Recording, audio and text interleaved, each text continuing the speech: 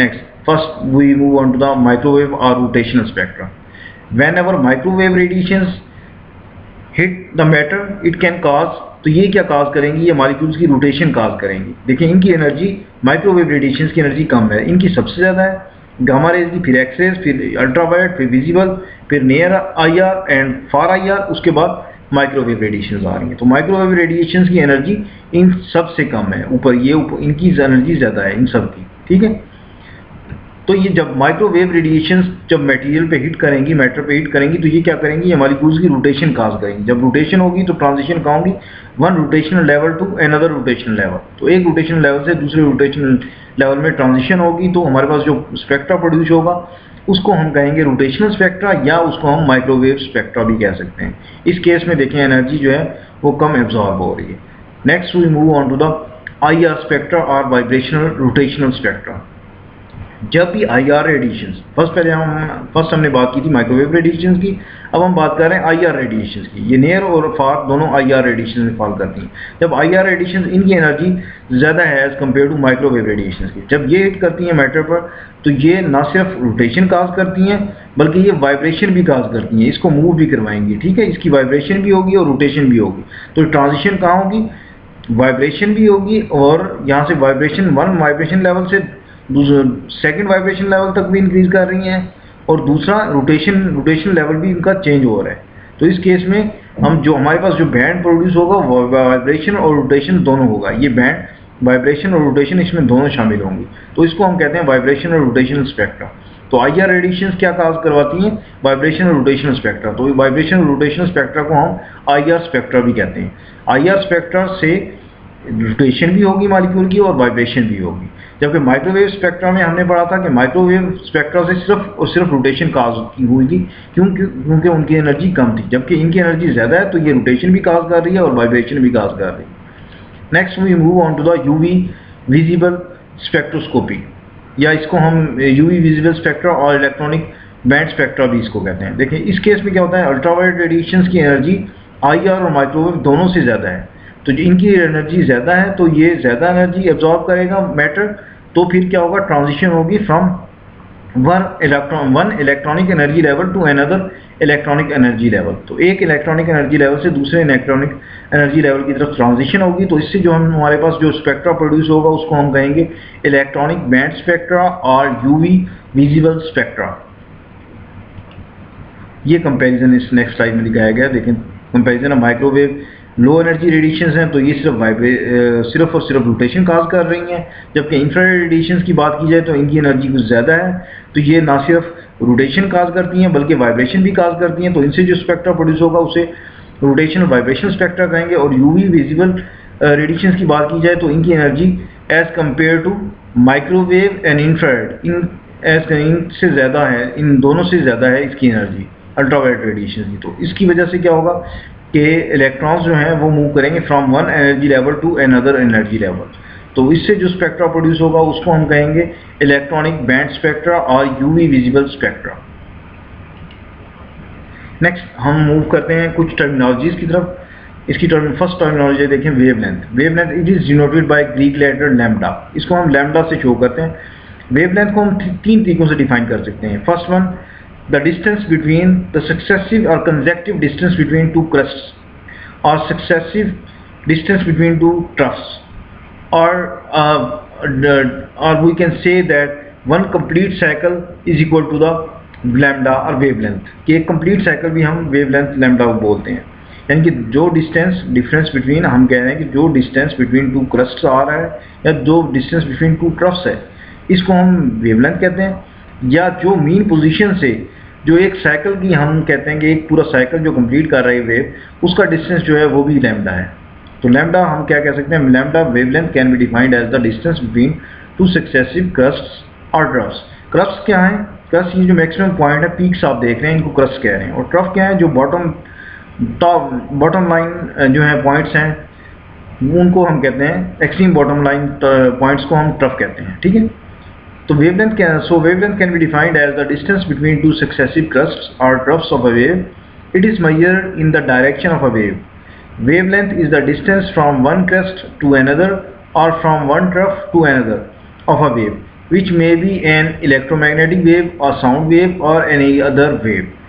Crest is the highest point of the wave, whereas the trough is the lowest. देखें crest ये जो है ये peaks को कह रहे हैं crest, और trough क्या है हमारी जो bottom line types हैं, bottom extreme bottom points हैं हमारी. Since wavelength is the distance or length, it is measured in units of length such as meter, centimeters, millimeters, nanometers, etc. Different इसकी units हैं, वो next slide में हम देखते हैं. The units of wavelength are in meters, its multiples are fractions of meter. ये यहाँ name show किए गए हैं फर्स्ट कॉलम में, सेकंड कॉलम में मीटर्स हैं और ये एक्सपोनेंट्स इनकी पावर्स शो की गई हैं. First one kilometre 10⁻³ metre, 1 metre, 1 centimetre, 1 millimetre, 1 micrometre, 1 nanometre, 1 angstrom is equal to 10⁻⁻10 meter. Then 1 picometer 10⁻⁻12 meter, 1 femtometer 10⁻⁻15 meter. Next we move on to the frequency. Frequency, it is denoted by the letter nu. ये v आपको show हो रहा है लेकिन ये थोड़ा सा यहाँ ट्विस्ट करना है इसको, तो ये न्यू से शो करते हैं इसको. फ्रीक्वेंसी जो है हम उसको न्यू से शो करते हैं. The frequency is the number of, it can be defined as the number of waves produced in 1 second at a given point. हम कहते हैं अगर ये सपोज हमारे पास पॉइंट है और इस पॉइंट से कितनी 1 सेकेंड्स में वेव्स मूव कर रही हैं, उसको हम कहते हैं frequency. The number of waves produced in 1 second at a given point. अब यहाँ देखें कितनी वेव्स जो हैं मूव कर रही हैं इस पॉइंट से. तो यहाँ से हम देखें ये एक 1 साइकिल हो रहा है और 2 साइकिल कंप्लीट कर रही हैं. तो ये 1 सेकेंड में ये वेव जो है 2 साइकिल्स कंप्लीट कर रही है, तो इसकी फ्रीक्वेंसी क्या होगी, 2 हर्ट्ज होगी. इसी तरह ये डिफरेंट वेव्स शो की गई हैं.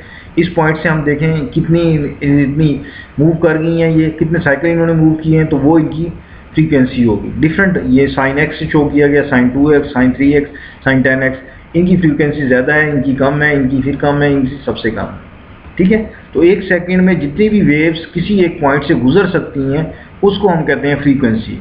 Simply we can say waves pass from a particular point in 1 second is called frequency, and it is denoted by the Greek letter nu. Next, units of frequency. The units of frequency are in hertz or its multiples. या हम इसको hertz भी बोलते हैं या cycles per second भी बोलते हैं. लेकिन cycles per second यानी कि कितने cycles हुए 1 सेकेंड में, इसमें 2 साइकिल पर सेकेंड हुए हैं, इसका मतलब ये 2 हर्ट्स है. यानी हर्ट्स से भी हम शो कर रहे हैं या साइकिल पर सेकंड भी कह सकते हैं कि 2 साइकिल्स पर सेकंड. हम इस केस में हमारे पास जो डायग्राम शो की गई है इसमें जो फ्रीक्वेंसी शो हो रही है वो 2 हर्ट्स है या 2 साइकिल्स पर सेकंड, यानी 1 सेकंड में 2 साइकिल्स कंप्लीट कर रही है वेव. नेक्स्ट डिफरेंट इसकी सिंबल दिखाई गई हैं, डिफरेंट यूनिट्स हैं. हर्ट्स है और इसकी बड़ी यूनिट्स हैं kilo hertz, mega hertz, giga hertz. ये इनकी पावर्स दिखाई गई हैं कि मेगा हर्ट्स जो है 10⁻6 hertz and giga hertz 10⁻9 hertz. Next we move on to the wave number. What is wave number? Wave number, it is the reciprocal of a wavelength. ये wavelength का देखें reciprocal है, उसका इन्वर्स है. Wave number को हम कैसे show करते हैं? वेव नंबर को हम शो करते हैं न्यू बार से. फ्रीक्वेंसी को हमने न्यू से शो किया था और वेव नंबर को हम न्यू बार से शो कर रहे हैं. It is the reciprocal of wavelength. It gives us the number of wavelength in a unit length. यानी अगर हम बात करें यूनिट लेंथ, अगर हम वेवलेंथ दे रहे हैं मीटर में, तो 1 मीटर में जितने भी वेवलेंथ्स आ रहे हैं उनको हम कहेंगे wave number simply. So we can define it as number of wavelengths per unit length. अगर हम लेंथ मीटर में लेंगे तो फिर हमारा वेव नंबर भी जो है वो मीटर इनवर्स हो जाएगा. देखिए यहाँ से हम शो करते हैं wave number is equal to 1/λ के बराबर. Next, this is the quantum equation and its derivatives. As we all know that electromagnetic radiation, अच्छा इलेक्ट्रोमैग्नेटिक रेडिएशंस की एक प्रॉपर्टी है कि इनकी वैक्यूम में जो स्पीड है सबकी वो कांस्टेंट है. वो कितनी है 3 × 10⁸ metre per second. So we can say that c is equal to lambda into nu, यानी कि वेवलेंथ इंटू फ्रीक्वेंसी. फ्रीक्वेंसी और वेवलेंथ को अगर मल्टीप्लाई करें तो वो इक्वल होगा कांस्टेंट होगा. कांस्टेंट क्यों होगा? क्योंकि अगर रेडिएशंस की वेवलेंथ बढ़ रही है तो उनकी फ्रीक्वेंसी कम हो रही है, अगर फ्रीक्वेंसी बढ़ रही है तो वेवलेंथ कम हो रही है. तो as we know that c is equal to speed of light is equal to wavelength into frequency. This is first equation, equation number 1. तो इक्वेशन नंबर 1 को अगर हम यहाँ न्यू की हम जो है न्यू को अगर हम इवेल्युएट करें तो न्यू इज इक्वल टू, हम लैम्डा को उधर ले जाएं तो सेकंड, तो हमारे पास इक्वेशन बन जाएगी c divided by lambda. Nu is equal to c divided by lambda. तो सेकंड इक्वेशन हमारे पास ये बन जाएगी from Planck's constant equation. Planck's constant equation जो कि हमने पहले पढ़ी हुई है, is equal to H nu. ये हमारे, इसको हम नाम दे देते हैं थर्ड इक्वेशन का। Next, by putting the value of equation 2 in equation 3 we get. अब इक्वेशन 3 की 2 की वैल्यू जो है, ये न्यू की वैल्यू, यहाँ पर हम न्यू की वैल्यू जो है रिप्लेस कर देंगे with this, that nu is equal to C divided by lambda. तो हमारे पास इक्वेशन क्या आ जाएगी, इक्वेशन नंबर 4 बन जाएगी, E is equal to H C divided by lambda, क्योंकि न्यू की जगह हमने उसकी वैल्यू लिख दी है सी डिवाइडेड बाय लैम्डा। तो हमारे पास ये इक्वेशन नंबर 4 आ गई। और न्यू बार हमें पता है किसके इक्विवेलेंट होता है, nu bar is equal to 1 over lambda. So equation 4 becomes, तो इक्वेशन 4 को हम लिख सकते हैं E is equal to H C nu bar. ये 1 ओवर लैम्डा है, 1 ओवर लैम्डा को हम रिप्लेस कर देंगे न्यू बार के साथ। तो हमारे पास ये इक्वेशन 5 बन गई। तो ये 5 इक्वेशंस हैं, ये आप अच्छे तरीके से इनको लर्न कर लेंगे। डिफरेंट हम जो है उसमें प्रॉब्लम्स में इनको यूज़ करेंगे। Where E is equal to energy and nu is equal to frequency, C speed of light, lambda wavelength and nu bar wave number, and h is equal to Planck's constant. And that's all for the today. Thank you very much.